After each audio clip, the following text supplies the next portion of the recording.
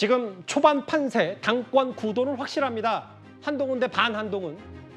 특히 이 부분이요. 특검으로 반윤 선언한 거 아니야, 한동훈 전 위원장이. 본인이 대표가 되면 최상병 특검법을 중재안, 이 부분을 발의하겠다는 게 한동훈 전 위원장의 입장인데, 이걸 두고 사실상 반윤 선언 아니냐, 정신 홀로서기 아니냐, 여러 정책 해석들이 나옵니다. 이 특검 자체를 반대하는 논리도 충분히 수긍할 만한 논리예요. 합리적인 대안 제시 없이 이 난국을 종결시키고 이 논란을 종결시키고 다음 단계로 다음 건설적인 주제로서 정치를 옮겨갈 수 있을 것인가. 그럴 수 있다고 생각하는 것. 그게 오히려 순진한 발상 아닐까요? 최상병 특검에 대해서 우리가 이렇게 논의하는 것 자체가 야당의 의도에 저희가 말려든다고 생각을 합니다. 이렇게 여론에 따라 이렇게 간다면 요새 민주당이 특검을 너무 많이 발의하는데 그럼 그 특검 다 받을 것이냐. 한동훈 위원장 후보 특검도 발의되었던데 그럼 그것도 받을 것이냐. 이런 논의 자체를 하는 것 자체가 매우 어떻게 보면 나이브한 생각이라는 말씀을 드린 겁니다. 저희가 링에 올라봤어요. 이제 시작하자마자 링에 오른 4명, 특히 1라운드는 바로 최상병 특검법입니다. 이현정 의원님. 네. 오늘 한동훈 전 의원에게 좀 더 한층 목소리를 높여서 집권 여당이 합리적 대안 없이 이걸 끝낼 수 있다고 생각하는 게 순진한 발상이다. 반면 나경원 의원, 아니다. 한동훈 전 위원장이 참 순진하다. 그러면 여론이 원하면 본인 특검법도 받을 건가? 누가 더 순진한 겁니까? 자, 우선 정당은요, 민심이라는 바다 위에 떠 있는 저는 배와 같다는 생각이 듭니다. 자, 민심이 여론을 별로 중요하지 않다고 이야기를 하시는데 결국 민심은 어떤 정당을 정말 참패를 줄 수도 있는 것이고요. 또 흥하게 할 수도 있는 거 아니겠습니까? 그렇기 때문에 항상 정당은 민심에 민감해야 됩니다. 즉 국민들이 어떤 생각을 하는지 민감해야 되죠. 자, 법률적으로 따지면 지금 이 최상병 특검 같은 경우는 일단 이게 말이 안 되는 겁니다. 왜냐, 지금 공적으로 수사하고 있는 사안이지 않습니까? 자, 그런데 문제는 이걸 어떻게 왜 키웠죠? 결국 뭐냐면 최상병의 사망 사고, 이 사고였습니다. 근데 이 문제를 키운 것 자체가 보면 대통령실이 그동안 이 문제에 대해서 대응을 했던 측면들, 그리고 그 이후에 이종섭 당시 전 장관을 호주 대사로 임명했다는 거라든지 이런 것들이 실질적으로 이 문제를 엄청나게 키워버렸죠. 자, 그리고 이제 야당이 여기에 굉장히 국민들에게 어떤 선동을 한 측면도 있을 겁니다. 결국 국민들이 인식하시기에는 이 문제를 뭔가 대통령실이나 뭔가 좀 불투명하게 처리한 거 아닌가라는 데는 기본적인 의문을 갖고 있는 거예요. 그래서 여론에서도 이 최상병 특검에 대한 국민적 지지가 높은 게 사실입니다. 그렇다면 지금 이 최상병 특검은 거의 블랙홀과 같아요. 이 문제를 해결하지 않으면 사실은 여당은 한 발짝도 전진할 수가 없습니다. 자, 그렇다면 예전에 아마 기억나실 겁니다. 선거법 그때 개정했을 때 그때 빠루 들고 가서 막고 했던 게 기억나실 겁니다. 결과는 어떻게 됐죠? 다 통과됐습니다. 그러니까 이게 지금 이 108명이라는 숫자로 이걸 막기가 굉장히 어려운 구조가 돼 있어요. 무조건 강경하고 반대한다고 해서 이 문제를 막을 수 있는 상황이다? 지금요, 이 108석가 가지고 있는 정당이 지금 김재섭, 안철수 등등 이분들은 지금 이 법에 대해 찬성하겠다는 거 아니겠습니까? 근데 만약에 8석이 무너지면, 8석이 무너지면 통과된다고 그러면 아마 대통령뿐만 아니라 여당이 엄청난 충격일 겁니다. 엄청난 또 피해가 입을 거예요. 자, 그래서 지금 한동훈 후보가 제시하는 게 뭐냐면 현실적으로 피할 수 없다면 이거를 좀 더 적극적인 전략으로서 이거를 공세를 가하자라는 측면에서 지금 이 특검, 즉 신특검법으로 저는 이야기를 하는데 지금 민주당이 제기한 특검법이 아니라 거기서 추천하는 그 당사자한테 여러 가지 문제 독소 조항을 없애고 국민의힘이 주도해서 특검법을 만들어내면 108명이 되는 의원들의 명분을 가질 것이다. 즉 거부권에 대해서 지금 그 이야기도 분명히 하고 있는 거 아니겠습니까? 그런 전략을 이용하는 것이지 당연히 야당 입장에서 보면 막아야죠. 막는 게 최우선입니다. 그러나 현실적으로 막을 수 없다 그러면 뭔가 전략적인 고민들을 해야 될 거 아니겠습니까? 또 민심의 반응도 봐야 될 것이고요. 그러한 관점에서 제기한 것이지 이걸 순진하고 초보가 제기한 것이다 라고 하기에는 현실적으로 이걸 막을 수 있는 방법은 굉장히 제한돼 있다 이런 생각이 듭니다. 선제적으로 그러니까 집권 여당도 뭔가 이렇게 매듭지어지지 않는다고 생각하고 나서야 된다는 말씀이신데, 그러니까 나경원 의원이 좀 더 순진한 거 아니냐는 표현. 구자영 변호사님 이런 것 같아요. 지난 21대 국회만 보더라도 당시 공개적으로 최재형, 김웅, 유이동, 김근태 이런 지금은 이제 현역 의원들이 아니지만 그 인물들이 당시에 이 최상병 특검법에 찬성 얘기를 했기 때문에 그리고 나서 일단 국회에서는 통과되지 않았지만 오늘 보니까 김재섭 의원이 오후에 SNS에 글을 올려서 국민의힘 최상병 특검법 내야 된다. 강북 유일의 국민의힘 당선인인 김재섭 의원이 이렇게 일단 보기에 따라서 한동훈 전 위원장이 좀 힘을 실어주는 셈이 됐어요. 그렇죠. 힘을 실어주는 것뿐만 아니라 본인들도 퇴로가 열렸다라고 반가워할 상황인 거거든요. 한동훈 위원장이 지금 얘기한 거는 민주당 원안이 이래서 잘못이다라는 걸 한번 부각시키는 의미가 있습니다. 예. 독소 조항에 대해서 확 부각돼가지고 이제 와닿거든요. 이게 지금 무엇을 가지고 싸우는지가 수면 위로 드러났고 여기에 대해서 여론에 밀려가지고 안철수 의원 같은 경우에는 다시 상정되면 자신은 찬성하겠다라고 이미 공언을 했었기 때문에 퇴로가 없었어요. 근데 민주당 원안에 대해서는 아니고 수정안을 국민의힘이 선제적으로 제시해가지고 그걸로는 진행할 수 있다라고 하니까 이번에 만약에 상정이 됐을 경우에는 거부권이나 이런 거에 대한 논의 이전에 본인이 이제 말을 바꾸는 게 아니게 되거든요. 예. 그러니까 안철수 의원이나 김재섭 의원 같은 스탠스를 취했던 분들에게는 퇴로를 열어주고 숨쉴 공간을 열어주는 거기 때문에 예. 이번에 당이 108명이 무너지냐 아니냐 이거 가지고서 그 갑론을박을 벌일 이유가 없게끔 만들어주는 정치적인 수다 이렇게 생각이 되고 예. 순진하냐 아니냐 이거 가지고 얘기를 하려면 사실 법이 기준이긴 하죠. 그러면은 이 법은 말이 안 되니까 통과시키면 안 된다라는 것에 대해서는 아마 4명 후보 다 동일한 생각을 갖고 있을 겁니다. 근데 순진하지 않으려면 거기서 멈추는 게 아니라 나경원 의원께서도 그러면은 거부권 행사한다면 이게 108명이 무너지지 않을 것인가에 대한 얘기 예. 어떻게 대비를 하겠다. 그리고 그게 만약에 거부권에 의해서 부결됐을 경우에 그럼 성난 민심에 대해서 어떻게 해결하겠다까지 나와야지 순진하지 않은 것이거든요. 근데 집권 여당이면 대안이 있어야 된다는 말씀이신가요? 그렇죠. 거기까지 본인이 시뮬레이션을 돌린 안이 있으시면 나는 이렇게 해결하겠다. 이게 맞대응이 돼야지 순진하다 아니다에 대한 얘기를 할 수 있거든요. 예. 그냥 아니다에서 끝이면은 1차원적인 논의에서 그친 것이기 때문에 적절하진 않아 보입니다. 오늘 김재섭 의원 30대 초선의 김재섭 의원도 분명히 본인이 얘기를 했는데 이거는 이현정 의원과 조기현 변호사께 차례로 질문을 드릴게요. 한동훈 전 위원장이 얘기하는 거는 최상병 특검법 민주당이 원하는 걸 고스란히 받자는 게 아니라 여기 보면 여야가 아닌 대법원장 같은 제3자가 특검을 추천하는 걸 하자. 오늘 국민의힘도 주도적으로 해야 된다. 김재섭 의원도 얘기를 했는데 이거 민주당이 본질 흐르는 거다. 여러 가지 얘기들을 못할 것 없다는 취지의 얘기도 나왔지만 이현정 의원님. 네. 이걸 일단 민주당의 여러 의견, 대립, 약한 고리를 한동훈 전 위원장이 파고들었다고 보시는 거예요? 지금 일단 반응을 보면 민주당의 주류는 반대하고 있습니다. 예. 근데 만약 김영배 의원은 지금 사실상 민주당의 비주류지 않습니까? 김영배 의원 같은 경우는 지금 이거에 대해서 한 받을 수 있다라고 이야기를 하고 있죠. 그건 그만큼 민주당도 좀 당혹스러울 것 같아요. 이런 제기에 대해서. 왜냐하면 지금 민주당이 낸 특검 법안을 보면 특검을 누가 추천하냐 하면 민주당 1명, 조국 혁신당 1명. 그러면 이 2명을 추천을 해서 대통령이 그중에서 1명을 선택하도록 돼 있는데 굉장히 제한적이죠. 그리고 매일 브리핑을 할 수 있도록 돼 있습니다.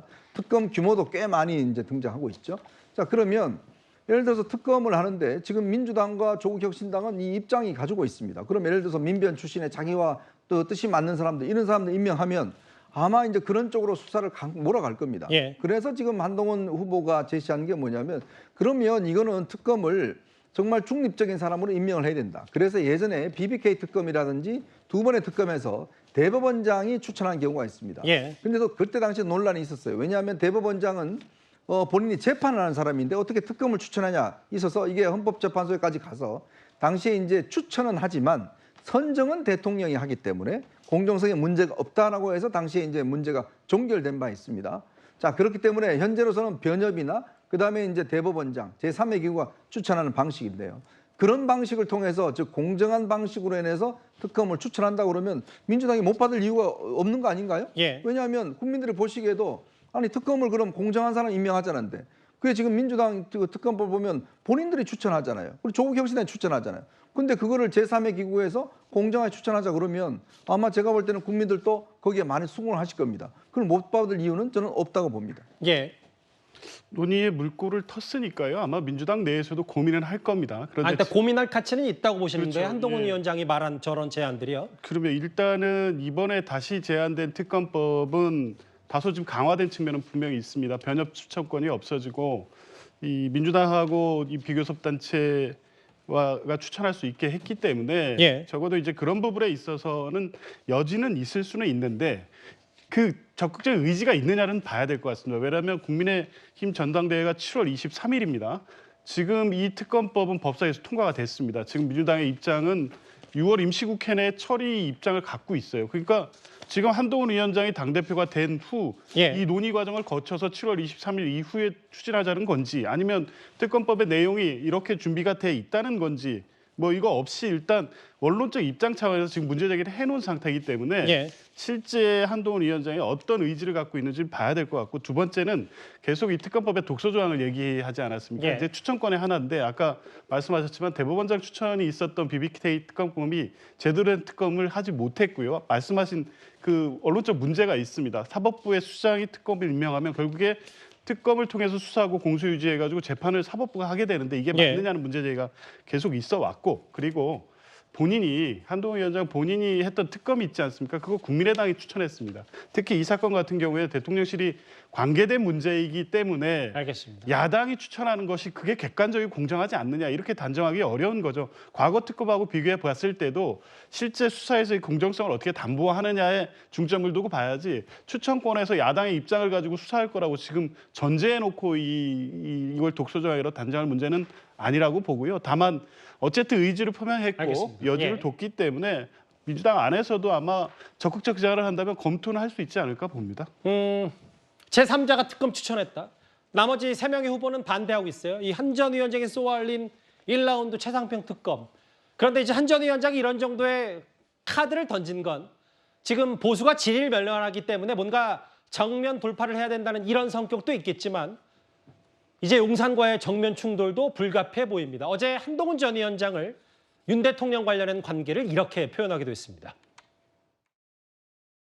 아니 저와 뭐 20년이 넘도록 이렇게 교분을 맺어온 한동훈 위원장을 뭐 언제든지 만날 것이고요.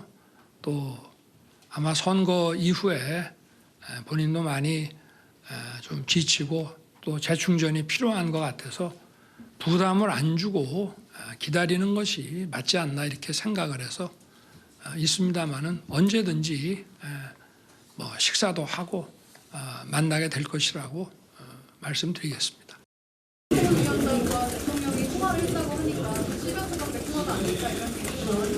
저는 공적 관계는 공적으로 공개적으로 투명하게 이루어져야 한다는 철학을 갖고 있습니다. 제가 공직생활을 하는 내내 그래왔고요. 어떤 친소 관계가 공적인 결정의 영향 요소가 되어서는 안 된다는 강한 생각을 가지고 있습니다. 그런 차원에서 대통령님과 저는 지금까지 일해왔고 앞으로도 그럴 겁니다. 그리고 저는 그게 훨씬 더 건강하고 국민을 위한 정치가 될 거라고 생각합니다. 뭐 20년을 같이 검사 생활에서 한솥밥을 먹었던 뭐 이런 것보다 공적 관계는 공적으로 투명해야 된다는 건데 그 성천 부의장님 오늘 중앙일보 보도 내용만 보면 한 대통령실 관계자 익명이긴 한데 국민과 대통령 사이에 벌어진 틈을 더 크게 벌리고 멀리하게 만드는 야당식 정치다 이렇게 보도 내용을 보면 진짜 이 정도면 한동훈 전 위원장의 반윤 후보는 아닌지 모르겠어요. 뭐 그렇게 보여집니다. 저 공적관계 발언은 저희 야당 입장에서 볼 때도 매우 센 발언으로 보였는데요. 윤석열 대통령이 이렇게 20년 그래도 사적 관계가 있었다. 사적 관계라기보다는 뭐 20년 된 인연이다라는 거를 강조를 했음에도 불구하고 그 한동훈 후보가 그냥 대통령과 여당 정치인의 사이일 공적 관계일 뿐이다라고 선을 그었거든요. 국민들이 보실 때 누가 더 아쉬운 상황인지가 명백히 드러나는 것 아닌가라는 말씀을 드리고 싶습니다. 근데 그렇다고 해서 한동훈 후보가 저 정도의 발언, 뭐 최상병 특검을 추진한다, 아니면 뭐 제2부속실 설치를 주장한다, 이런다고 해서 반윤으로 자리매김하는 거는 전 부적절하다고 생각합니다. 지금 상황에서 최상병 특검을 저는 거부하는 것은 친윤을 선언하는 것이 아니라 반국민을 선언하는 것과 같다라는 말씀을 드리고 싶기 때문에 굳이 이런 것을 갖고 뭐 반윤이다라는 건 전 부적절하다고 보고요. 그리고 저는 대통령실의 저런 메시지도 부적절하지 않은가. 본인들과 좀 다르다고 해서, 본인들과 좀 불쾌하다고 해서 야당식 정치라고 하는 것, 야당을 어떻게 바라보고 있는지가 지금 명백히 드러난 것 아닙니까? 지금 대한민국에서 정치가 실종된 게 가장 문제인데 행정부, 국정 운영을 하는 대통령실에서 지금 야당을 어떻게 바라보는지가 명백히 드러난 워딩이기 때문에 그래서 아마 정진석 비서실장이 지금 이런 전당대회와 관련돼서 아무도 메시지를 내지 말라고 경고를 한 것으로 알고 있는데요. 그럼에도 불구하고 저런 메시지가 세워져 나오는 것, 지금 대통령실의 공직기관과 인식 자체가 매우 문제가 있는 걸로 보여집니다. 원희룡 전 장관은 아예 대통령과 한동훈 전 위원장의 갈등을 좀 부각하는 느낌도 분명히 있는 발언을 했습니다. 한번 들어볼까요? 전화 통화 10초라고 뭐 그건 어디서 나온지 말은 모르겠습니다만 서로 독담하는데 10초 가지고 되겠습니까? 그날 당시로는 원래는 비서실장한테 전화를 했는데 대통령한테 직접 전화를 드리는 게 예의 아니냐. 그래서 전화를 했는데 뭐 잘해봐라 이러고 끊었다고 말씀을 하시더라고요. 나경원, 윤상현은 방문을 해서 식사를 했다 그러고요. 뭐 한동훈 위원장은 바로 그날인가 아무튼 전화가 와서 격려는 해줬다. 그 말씀이. 장관의 해석을 하면 나경원 윤상현 의원과 원 장관님은 이렇게 통실과의 교류가 좀 있었고 한동훈 장관은 교류가 없었다. 그렇다기보다는 식사 초청을 했는데 안 간 거 아닌가요? 내용 보셨죠? 그러니까 일단 여권, 정확히는 대통령실 핵심부만 알 수 있는 내용을 원 전 장관이 얘기를 하면서 일단 2라운드 윤심 신경전. 그렇죠. 10초라는 단어가 실제 그렇다면 웬만하면 전화하고 거의 수학이 이제 너머로 들려오는 거에 거의 대화도 안 했다는 셈을 부각한 거 아니냐. 한 전 위원장 반박했고 여기에 가장 앞장선 사람이 원희룡 전 장관인데 앞서 제가 한동훈 대 반한동훈 구도를 말씀드린 이유가 오늘 또 대구에서 홍준표 시장이 글을 하나 올렸는데요. 뭐 비슷한 내용이기도 해요. 얼치기 후보가 벌써부터 현 정권을 흔든다. 본인 특검 받을 준비를 해라. 이현정 의원께서는 이 발언 혹은 원 전 장관의 발언 어떻게 해석하시겠어요? 제가 홍준표 시장에 대해서 거듭 이야기하지만 본인이 당이 걱정되면 본인이 나서시라. 계속 뒤에서 저런 이야기하지 마시고 당이 저렇게 절절하게 지금 걱정되고 있는 거 아니겠습니까? 근데 왜 시장직을 못 버리고 왜 계속 저렇게 이야기하시는지 모르겠어요. 또 그게 자체가 과연 당에 도움이 될지 모르겠고 저는 이 논쟁을 보면서 결국에 지금 이 포인트가 지금 국민의힘이 누구 마음을 얻으려고 하는 거죠? 후보들이? 지금 윤 대통령 마음을 얻으려고 하는 겁니까? 지금 중요한 거는 왜 이 지경이 됐습니까? 왜 지금 대통령 지지율, 당 지지율, 총선 참패 이런 게 있었나요? 민심을 못 얻었기 때문에 이런 거 아니겠습니까? 그러면 전당대회를 왜 합니까? 정당이라는 게 민심을 얻기 위해서 전당대회를 해서 새로운 지도부를 뽑는 거 아니에요? 근데 지금 보면 내가 윤 대통령과 밥 먹었고 내가 통화했고 이런 것만 자꾸 이야기를 하고 있어요. 그게 과연 민심하고 지금 부합되는 건가요? 예전에 그런 이야기를 한 적이 있죠. 당심은 곧 윤심이고 윤심은 곧 민심이다라는 이야기를 해서 결국 어떻게 됐습니까? 결국 대통령도 지금 총선 참패 이후에 국민의 목소리를 듣겠다라고 이야기를 한 바 있지 않습니까? 정치를 하겠다고 이야기를 한 바 있고 국민의 소통하겠다고 이야기를 한 바 있지 않습니까? 그렇다면 지금에 나타나고 있는 이 전당대회 후보들은 앞다퉈서 민심을 듣겠다라고 이야기해야 되는 거 아닌가요? 근데 지금 뭔가 대통령하고 내가 밥 먹고 대통령하고 통화하고 뭐 그거 가지고 가까우면 어떡할 건데요? 자, 그런 것들 이야기하기 이전에 정말 국민들의 뜻이 뭔가를 먼저 이야기해야 되는 게 저는 가장 기본이 아닌가라는 생각이 듭니다.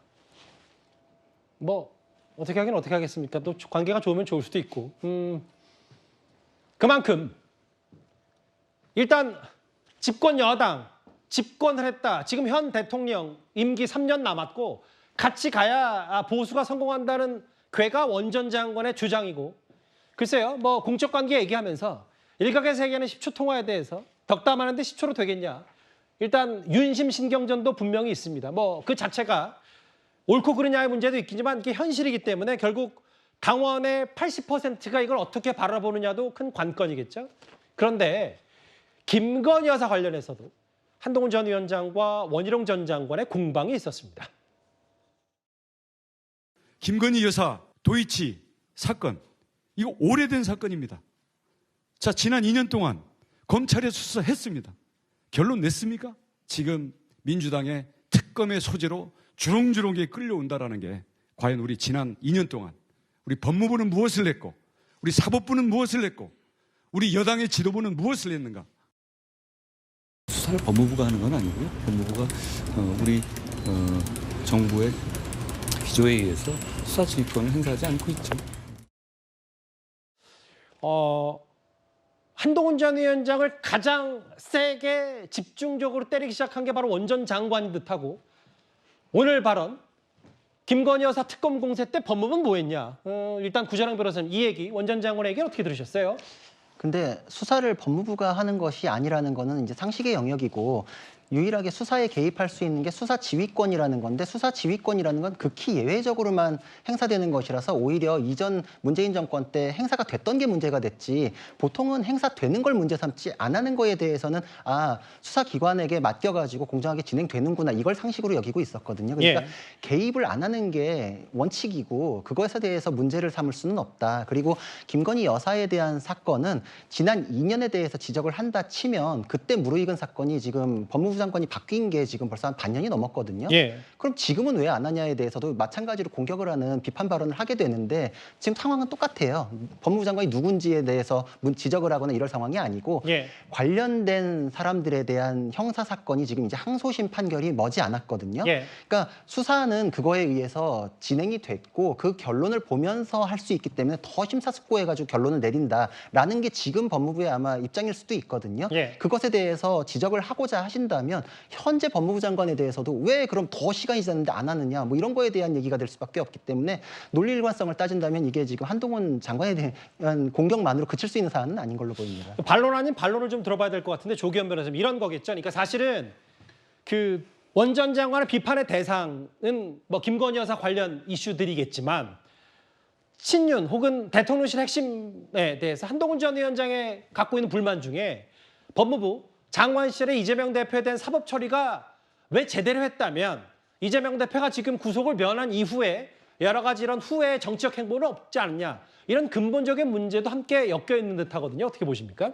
그렇죠. 뭐 민주당에 대해서는 민주당 측에서는 이재명 대표에 대한 수사 문제를 계속 제기해 왔고요. 지금 원희룡 후보의 이 문제 제기가 일면 타당하다는 볼 수밖에 없는 게 수사는 물론 법무부가 하지는 않죠. 그런데 어쨌든 구체적 사건에 대해서는 검찰총장을 지휘해서 이 수사가 미진하고 정치적 문제가 계속되고 있으면 법무부 장관이 직접 수사 관련 문제를 챙겨볼 수 있었습니다. 그런데 사실 법무부 장관 하면서 이재명 대표 관련된 수사에는 그렇게 집중했는데 이 문제에 대해서 민주당 측에서 그때 얘기한 것도 문제가 없다고 하면 빨리빨리 수사를 진전시켜서 결론을 내면 될 거 아니냐 문제 제기를 계속 했었거든요.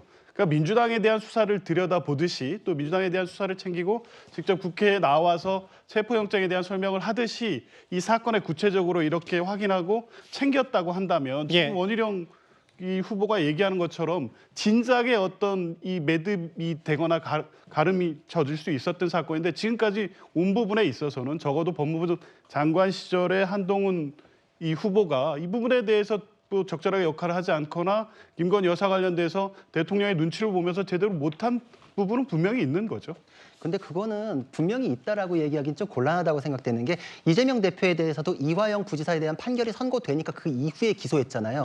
원래 먼저 기소할 수도 있지만 관련된 사람에 대한 판결까지 보고서 기소를 하는 건 굉장히 심사숙고하고 기회를 더 많이 준 거예요.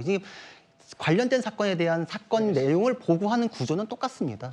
지금 뭐 오늘 당권 초반 레이스 초반부터 1, 2, 3라운드 김건희 여사 얘기까지 나왔는데 어제였죠? 저 워크숍, 원외 당협위원장들 워크숍 때 글쎄요. 과거에 백허그를 했던 두 사람인데 뭔가 악수도 하고 포옹하는 듯 하지만 좀 합이 좀 덜 맞는다고 할까요? 여러 가지 신경전도 보기에 따라서 느껴지고 이건 뭐 개인적인 제 추측이긴 합니다만 관전자 입장에서 참 흥미롭게 됐습니다. 일단 나경원, 원희룡, 윤상현 세 사람 모두 오늘 한동훈 전 위원장을 한 목소리로 비판하는 게 오늘 초반 레이스 핵심 포인트입니다.